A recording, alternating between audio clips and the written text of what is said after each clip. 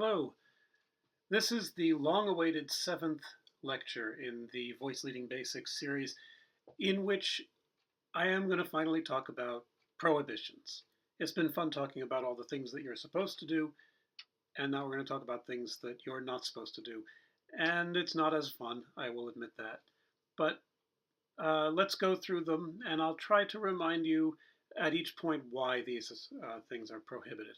The main reason is that we don't want our voices to feel like they're dependent on each other completely. They should feel somewhat independent, and that they should have a clear relationship to each other. So one of the easy ones, I think, to keep track of is that they should more or less relate to each other in the normal way, where the soprano is on top, the bass is on the bottom, the alto is below the soprano and above the tenor, and the tenor is below the alto and above the bass. Basically, they stay in their own sort of lane, if you think of it like a four-lane highway. It is the case that if you look at actual chorale settings from the 1700s or earlier, sometimes, in fact, those inner voices will switch every now and then. The tenor will drop down, or sorry, alto will drop down below the tenor. However, it's almost never the case that anybody goes above the soprano or below the bass. So in almost all the time, the soprano's on top, the bass is on the bottom, and then normally the alto and the tenor are in their normal place as well. Where you might run into trouble is between those two inner voices, because they're on different staffs. So, for example, you might write a middle C for the alto, and then you might write an E for the tenor, and you've actually written that E. So your tenor is actually above your alto. As I say, sometimes that happens for a moment, but then if you just kept going,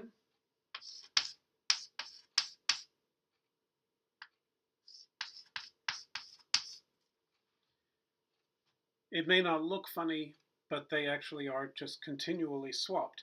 In which case, you just probably gave the wrong line to the wrong voice, and you just swap them, and then you're fine. If the lines are good, it's just a matter of who sings them.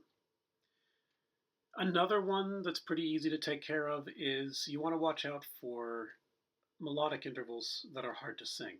Those are your augmented and diminished melodic intervals. If you're not a singer, you may not realize how hard they are to sing, even in really simple tonal contexts. It's just hard. Don't make it so hard on the singers. So that's another prohibition. And then we get to the two that are harder to understand and to follow. The one is what's called bad parallels. You want to run parallel lines in what are called imperfect consonances, so thirds and sixths.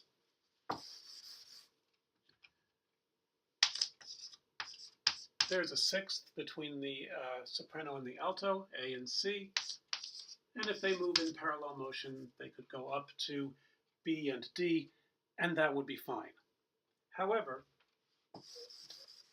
what if I had A and D, so that's a fifth, and it moved up to B and E, and that's actually what's called parallel fifths, and we avoid that as much as we possibly can. And we also would not write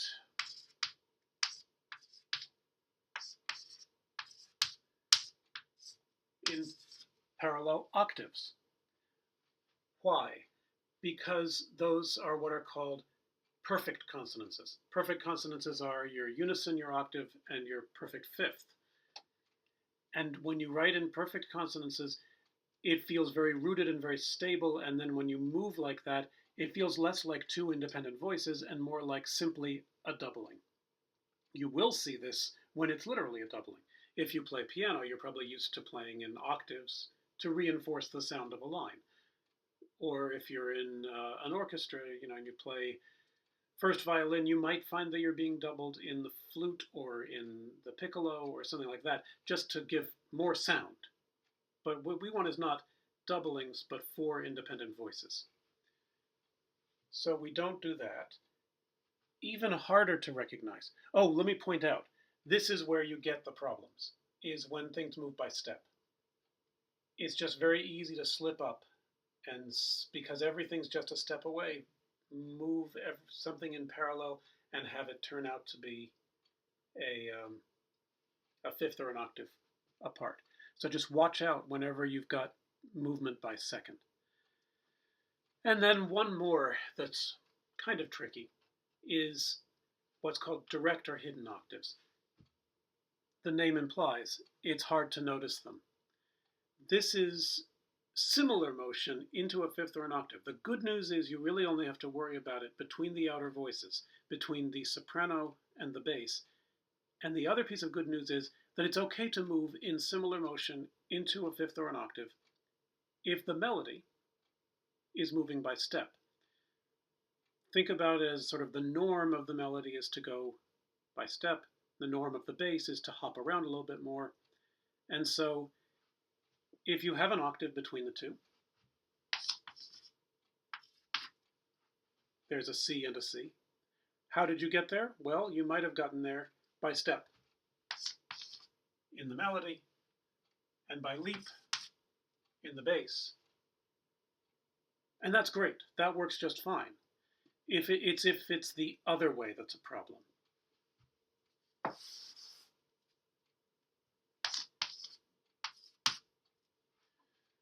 Now what's happened is the melody has leapt into this octave. I realize it's 2 octaves, but we're just going to count it as an octave. So this leap is what's called a direct octave. Same problem happens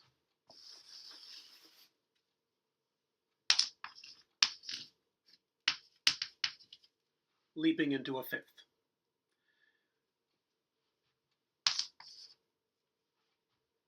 It's not parallel octaves, but it is both voices moving up into this fifth, and so you have what's called a direct fifth, and you want to avoid that as well.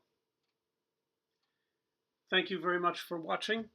There may be another one at some point, but it's been fun talking to you, and we will see you in class.